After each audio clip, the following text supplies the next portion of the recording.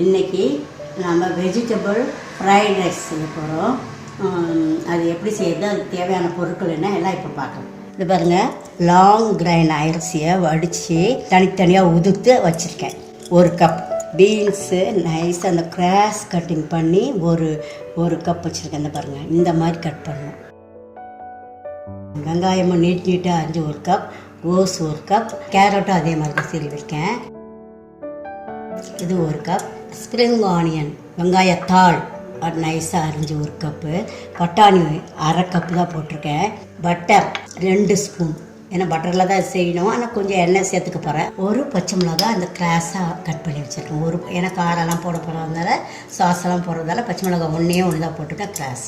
இது பெப்பர் துருவத்துக்கு மேலே துருவத்துக்கு. Soya sauce 1 spoon, green chilli sauce 1 spoon, 1/2 spoon red chilli sauce, ஏன்னா ரொம்ப காரமாயிடும். அதனால் 1/2 ஸ்பூன் ரெட் சில்லி சாஸ் போட்டு தேவையான உப்பு.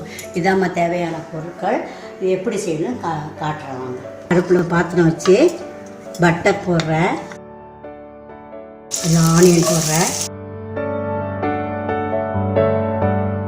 இப்போ பச்சை மிளகாய் போடுறேன், பச்சை பட்டாணி போடுறேன்.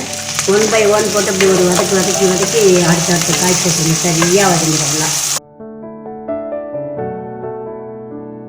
பீன்ஸ் போடுறேன். பீன்ஸ் போட்டு ஒரு வதக்கி கேரட் போடுறேன். இது பார்த்தீங்கன்னா கோஸ் போடுறேன். பார்க்கறதுக்கு பட்டர் ஸ்மெல்லும் வெஜிடபிள்ஸும் பார்க்கறதுக்கு ரொம்ப அழகாக இருக்குது. பாருங்க, 1 ஸ்பூன் உப்பு சாதத்துக்கும் காய்க்கும் சேர்த்து போடுறேன். லேசாக பெப்பர் பாதி இப்பயே போட்டுறேன். இது திருவியே போடுறேன். இது நல்ல ஸ்மெல்லோட டேஸ்ட்டாக காரமாகவும் நல்லாயிருக்கும்.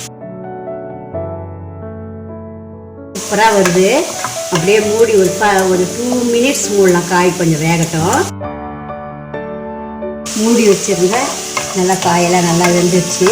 இப்போ கொஞ்சம் ஸ்ப்ரிங் ஆனியன் இதில் போடுறோம். வெங்காயத்தாள் பாதி மேலே கார்னிஷிங் பண்ணுறதுக்கு கொஞ்சம் தேவை. Green chilli sauce, Sai sauce, red chilli sauce. இந்த சாதத்தை இப்போ நான் கலக்க போகிறேன். இதில் காயோடு சேர்த்து நல்லா சாஸ்லாம் வச்சு இப்போ மேலே ஸ்ப்ரிங் ஆனியன் போடுறேன். இந்த பெப்பர் போடுறேன். போட்டு ஒரு 2 மினிட்ஸ் வச்சுட்டு இறக்கிடலாம். அவ்வளோதான். சூப்பராக பார்க்கறதுக்கு அழகாக நல்லா வந்துச்சு. வெஜிடபிள் ஃப்ரைட் ரைஸ் சூப்பராக ரெடி ஆகிடுச்சு. இதுக்கு காம்பினேஷன் நீங்கள் காலிஃப்ளவர் மஞ்சூரியன் வச்சுருந்தீங்கன்னா ரொம்ப நல்லாயிருக்கும்.